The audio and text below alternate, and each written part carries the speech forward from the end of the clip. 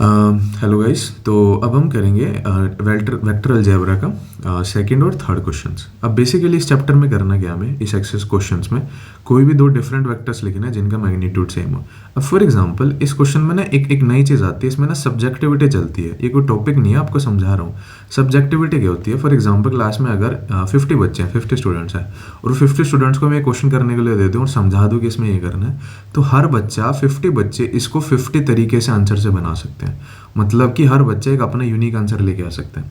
तो कोई इसका हार्ड एंड फास्ट रूल नहीं है कि इसमें यही मेथड जो मैंने दे दिया आपको वही करना पड़ेगा। नहीं, आप अपने एग्जाम्पल भी बता सकते हो। मैं कोशिश करूंगा आपको जितने ज़्यादा एग्जाम्पल रफली एक आइडिया दे दूं कि आपको इसका समझ आ जाए। तो इस क्वेश्चन में सब्जेक्टिविटी चलती है कि हर बच्चा इसको अपने पीओवी से, अपने पॉइंट ऑफ व्यू से समझा सकता है। ठीक है, अब देखो, बट आपको इसका मीन करेक्ट समझ आना चाहिए कि क्या कहने की बात हो रही है। उनका मैग्नीट्यूड सेम है। मैग्नीट्यूड आपको बहुत बार बता दिया है इस चैप्टर के रिस्पेक्ट में। क्या होता है, या तो होगा कोई डिस्टेंस या फिर होगी उसकी लेंथ जिसको मैं मेजर कर सकता हूँ, जैसे अंडर रूट में। उसमें डायरेक्शन का रोल नहीं होता क्योंकि डायरेक्शन एक डिफरेंट चीज़ है। अभी समझ आ रहा है क्या है? ठीक है, मैग्नीट्यूड का मतलब समझ आ गया। अब कोई भी ऐसे दो वेक्टर लेने हैं और वो अलग अलग होने चाहिए, मतलब डिफरेंट मेंशन कर दिया, और वो वेक्टर्स होने चाहिए। सपोज मैं एक ले लेता हूँ I1, सॉरी, मतलब आई जे के में लिखना आई वेक्टर 2j वेक्टर प्लस में, और यहाँ पे आ जाएगा 3k वेक्टर।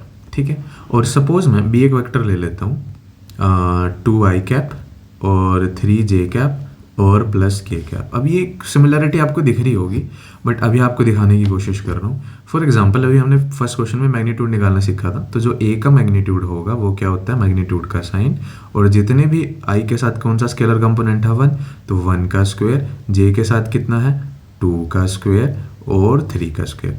इसका आंसर आ जाएगा 3i, 3 3 9 प्लस 4 और प्लस 1, 9 और 1 10 और 4 14, अंडर रूट के 14।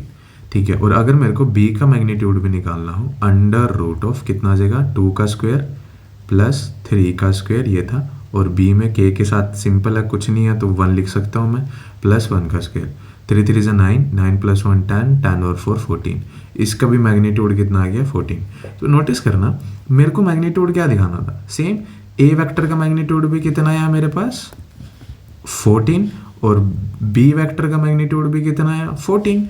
तो क्या ऐसा कोई और एग्जांपल भी हो सकता है जिसका मैग्नीट्यूड सेम है? हाँ, वो कौन कौन से एग्जांपल होगी इसको आपको एक चीज़ समझा देता हूँ। आपको बस एक चीज़ याद रखनी है कि जो भी स्केलर कंपोनेंट होंगे उसको आप सेम लिखना शफल करके। कहने का मतलब है, अगर मैं अदर केस है, ये फर्स्ट का ही पार्ट है बट अदर केसेस में आ जाता है, मतलब मल्टीपल, क्योंकि कई हज़ारों केसेस बन सकते हैं। फॉर एग्जांपल मेरे को लेना है यहाँ पे ले लेता हूँ मैं 5i, और यहाँ पे ले लेता हूँ 2j, और यहाँ पे सिंपल ले लेता हूँ k कैप। कैप लगाना ज़रूरी है, अगर मैं भूल जाता हूँ तो आप अपने आप से अपनी कॉपी में लगा सकते हो।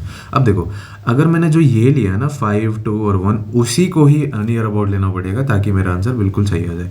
तो मैं इसको इंटरचेंज कर सकता हूँ। मैं यहाँ पे 2i ले सकता हूँ, और यहाँ पे मैं 5 सेकंड शफल कर सकता हूँ, या लास्ट में भी शफल कर सकता हूँ, मेरी मर्जी है। तो मैं इसको शफल कर दिया मैंने। यहाँ पे मैंने सिंपल लिख दिया simple j cap 1j cap, और 5 को k यहाँ पे शफल कर दिया। ये मैंने अपने आप से सपोज कर रहे हैं। अब इसका अगर मैं मैग्नीट्यूड निकालूँ तो कितना आएगा 5 का स्क्वायर प्लस 2 का स्क्वायर प्लस 1 का स्क्वायर। अभी सिर्फ दिखा रहा हूँ, निकाल ले रहा हूँ। और इसका अगर मैं मैग्नीट्यूड अंडर रूट में आएगा, इसका मैग्नीट्यूड निकालूँ 2 का स्क्वायर 1 का स्क्वायर प्लस 5 का। देखना 5 का स्क्वायर इधर भी है, 2 का स्क्वायर इधर भी है, 1 का स्क्वायर, तो सब ऐड होंगे, स्क्वायर होंगे, तो जो आंसर इसका आएगा वही आंसर इसका आएगा। तो आप कुछ भी ले सकते हो। फॉर एग्जांपल किसी को लेना है 55i 100j प्लस 10k। अब ये एग्जांपल ये, इसमें कैलकुलेशन लेंथी होगी बट आपको समझाने के लिए लिखा रहा हूँ। तो एग्जांपल के लिए क्या होगा, अब इसको आप शफल कर सकते हो, 10i और 100 की जगह यहाँ पे लिख लो 50j, और यहाँ पे लिख लो 50, एक कौन सा रह गया 100k क्या। अब जब हम इसका स्क्वायर करेंगे, स्क्वायर जब इसका मैग्नीट्यूड निकालेंगे, तो इसका जो मैग्नीट्यूड आएगा वो इसके इक्वल आएगा। क्यों? क्योंकि स्केलर कंपोनेंट्स तो एग्जैक्टली सेम लिए हैं बट वो एक्सेस डिफरेंट ले लिया। समझ आ रहा है क्या कह रहा हूँ? तो आप इसमें ऐसा ज़रूरी नहीं है कि आपको बस जो मैंने एग्जांपल दे दिया वही लिखना पड़ेगा। आप इसमें माइनस के साइन भी डाल सकते हो, प्लस के साइन भी डाल सकते हो, अपने हिसाब से इसके आंसर लिख सकते हो। तो आपको इनिशियली में बोला था कि इसमें क्या मैटर करती है, उसकी सब्जेक्टिविटी। समझ आ रहा है? तो अब फर्स्ट पार्ट हो गया हमारा, अब मेरे को करना है सेकंड पार्ट। अब सेकंड पार्ट थोड़ा सा उसी की तरह ही है, बस थोड़ा सोचने का काम ज़्यादा है इसमें। तो सेकंड में क्या है, उनकी डायरेक्शन सेम होनी चाहिए लेकिन वो डिफरेंट वेक्टर होने चाहिए। तो डायरेक्शन सेम होनी चाहिए, तो मेरे दिमाग में एक आता है कि अगर मेरे को कोई खुद से लिखना, तो मैंने एक नया टॉपिक सीखा था, अभी क्वेश्चन नहीं कर रहा हूँ। डी आर का मतलब सॉरी डीसीज, क्योंकि कोसाइन एंगल से दिखा पाऊंगा मैं। इसका होता है डायरेक्शन कोसाइंस, ठीक है। इसका काम क्या होता था अगर आपको याद है, इसको हम डिनोट करते थे एल से, एम से, एन से, और ये होता था एक्स एक्सिस के अलोंग, और ये होता था सॉरी वाई एक्सिस के अलोंग, और ये होता था जेड एक्सिस के अलोंग। एल की वैल्यू क्या होती थी, एक्स के अलोंग जितने भी कंपोनेंट है नीचे result x square y square z square, और वाई के क्योंकि वाई एक्सिस है और एम की वैल्यू है, तो वाई अपॉन जितना भी रिजल्टेंट है x square y square z square, और यहाँ पे होता है एन, सॉरी एन नीचे लिख देता हूँ, एन की वैल्यू जेड के अलोंग है, तो जेड के कंपोनेंट्स अंडर रूट में x square y square z square, ठीक है। ये मेरे पास होते थे इसके डीसीज, मतलब कि ये एंगल से। और अगर मेरे को एंगल्स के टर्म्स में लिखना हो तो कोस अल्फा, कोस बीटा और कोस गामा। अगर एक्स एक्सिस के बारे में बात होगी तो अल्फा एंगल आएगा कोस का, अगर वाई एक्सिस में आएगी बीटा एंगल आएगा कोस का, और इसमें आएगी तो गामा एंगल आएगा कोस का। ये लिखना बहुत ज़रूरी था, उस टाइम इंट्रोडक्शन में समझाया था। तो बेसिकली हम इन्हीं कॉन्सेप्ट्स का ही यूज़ करेंगे हमें उसके डायरेक्शंस दिखाने के लिए। तो कहने का मतलब है क्या, अगर मैं इसको अच्छे से रफ कर देता हूँ और आपको अब क्वेश्चन समझाता हूँ कि क्या है। तो बेसिकली मुझे डी सी से उसकी डायरेक्शन पता करनी है और वो सेम करनी है। एग्जाम्पल के लिए, अब एग्जाम्पल तो है नहीं इसमें, तो हम खुद ही से ही अपना वो एग्जाम्पल कंसीडर करेंगे। अब ये आ जाएगा इसका थर्ड क्वेश्चन, ठीक है।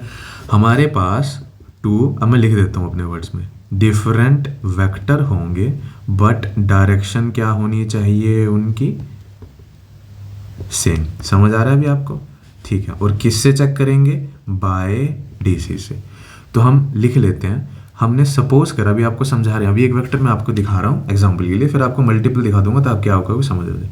ए वेक्टर हमने ले लिया, आई कैप जे कैप प्लस के कैप, और बी वेक्टर अब देखना, अब कुछ पैटर्न है इसमें आपको समझ आ जाएगा। 2 आई कैप 2 जे कैप प्लस 3 के कैप, ठीक है। दो वेक्टर डिफरेंट वेक्टर है, हाँ है, खुद से सपोज करें, हाँ। अगर कोई क्लास में कोई दूसरा बच्चा होगा तो वो भी अलग एग्जांपल्स लेगा, पर लेने कैसे, एक पैटर्न कैसे चलना है वो आपको भी क्वेश्चन के साथ साथ समझा दूंगा। फॉर एग्जांपल अब मेरे को इसकी डायरेक्शन चेक करनी है, इसकी भी डायरेक्शन चेक करनी है। तो डायरेक्शन चेक करने के लिए पहले मैं लिखूंगा डीसीज ऑफ किसके, ए वेक्टर के। ए वेक्टर के डीसीज कितने आएंगे, अगर आपको नोटिस करना है तो कितने आएंगे एक बार अच्छे से। डीसीज के ए वेक्टर के मैं वो निकाल लिया, ठीक है। तो डीसीज के ए वेक्टर निकालने मतलब डीसीज के ए वेक्टर के डायरेक्शंस को साइन निकालनी है। तो हर एक वेक्टर का एक्स के अलोंग वाई के अलोंग और जेड के अलोंग सबका निकलेगा। तो फॉर एग्जाम्पल अगर अच्छे से मैंशन करता हूँ, फॉर एग्जाम्पल मेरे को एल निकालना है, एम निकालना है और एन निकालना है, किसका, डीसीज ऑफ ए वेक्टर का। आपको अब सोल्यूशन स्टार्ट हो गया है, सोल्यूशन तो ऐसे ऊपर से चल रहा है, तो कैसे होएगा, DCs of a vector l m n से निकलते हैं। ए क्या है, ये एक्स एक्सिस के लूँगा, वाई एक्सिस के, जेड एक्सिस के। तो क्या आएगा इसमें, एक्स एक्सिस के लूँग कितना कंपोनेंट है इसका, 1 अंडर रूट में एक्स के लूँग क्या स्केलर क्वांटिटी है 1 प्लस, अगर आपको रफ में लिखूँ एक्स अपॉन अंडर रूट में x square y square z square, और अगर मेरे को वाई लिखना हो तो वाई अपॉन अंडर रूट में x square y square z square, और अगर इधर जगह नहीं है, अगर मेरे को जेड लिखना हो तो अंडर रूट में x square y square z square. तो हर कंपोनेंट के हिसाब से उसको एडजस्ट करके लिख देना। तो मेरे को लिखना है 1, क्योंकि एक्स के लॉन्ग 1 है, तो कितना है 1 + 1 + 1 का स्क्वायर स्क्वायर स्क्वायर 1, क्यों 1 है 1 है और 1 है। समझ आ रहा है। अगर मेरे को अब इसके वाई का लॉन्ग लिखना है तो इसमें जे के साथ कितना कंपोनेंट है 1, अंडर रूट में कितना है सबका 1 1 1, वही सेम 1 का स्क्वायर प्लस 1 का स्क्वायर। और अब मेरे पास आता है एन, एन में किसके लॉन्ग होता है जेड एक्सिस के, तो जेड में कंपोनेंट कितना है 1, और अंडर रूट में 1 + 1 + 1, तो इसका आंसर आ जाएगा 1/1 + 1 + अंडर रूट 3, और ये भी सेम था तो अंडर रूट 3, और ये भी सेम था तो अंडर रूट 3। ये सारे के सारे मेरे पास 1/√1/√, सिर्फ अभी किसके आए हैं ए के, डायरेक्शंस आई है ए की। अब मेरे को सेकंड वेक्टर ये दे रखा है, अब मेरे को इसकी भी डायरेक्शंस निकालनी है, डीसीज ऑफ बी वेक्टर की। इसमें भी एल एम एन निकलेगा। अब आपको थोड़ा जल्दी बता देते हैं। अब मेरे पास अगर आप ध्यान से देख रहे हो बी वेक्टर है, तो इसके अलोंग कंपोनेंट है 2 स्केलर, ये कंपोनेंट है 3, सॉरी इसमें एक हल्की सी करेक्शन कर लेना, ये भी 2 ही लेना आपको, अगर आपने लिख दिया 2 2 2 सेम सेम सेम, तो x के लॉन्ग है 2, तो 2 अपॉन अंडर रूट में 2 का स्क्वायर 2 का स्क्वायर 2 का स्क्वायर, जितने भी कंपोनेंट्स होंगे x y z के लॉन्ग, और y के लॉन्ग भी कितना है 2, तो 2 अपॉन अंडर रूट में x का स्क्वायर, सॉरी 2 का स्क्वायर 2 का स्क्वायर प्लस 2 का स्क्वायर, और n के अलॉन्ग मतलब z एक्सिस के अलॉन्ग भी वही 2 है, सेम जो रिजल्टेंट है 2 का स्क्वायर प्लस 2 का स्क्वायर। अभी कितनी वैल्यू होगी हमारे पास, अगर आपको दिख रहा है कितनी आ गया 2 अपॉन अंडर रूट में 2 2 4 प्लस 4 प्लस 4, अगर आपको दिख रहा है 4 प्लस 4 प्लस 4 कितना हो जाएगा 4 3 12। अगर मैं 12 को अच्छे से लिखूँ तो आता है 2, 12 लिख सकता हूँ मैं 2 अंडर रूट 3। अगर किसी को नहीं आता तो 12 को ब्रेक कर लो, 3 2 6 6 2 12, सो जो ये 2 है ये को पेयर बाहर आ जाते हैं और अंदर रह जाएगा 2 रूट 3। ये बहुत बेसिक्स है, आपको पता होना चाहिए, ये ऐसे आपको समझा दिया कि किसी बच्चे को अगर नहीं समझ आ रहा है तो ठीक है। सिमिलरली इसके ऊपर भी 2 था और बेस भी सेम था, तो अब मैं इसको डायरेक्ट लिख रहा हूँ 2 रूट 3 और 2 अपॉन में 2 रूट 3 क्योंकि वैल्यू सेम थी, 2 से 2 कैंसिल 2 से 2 कैंसिल और ये 2 से 2 कैंसिल।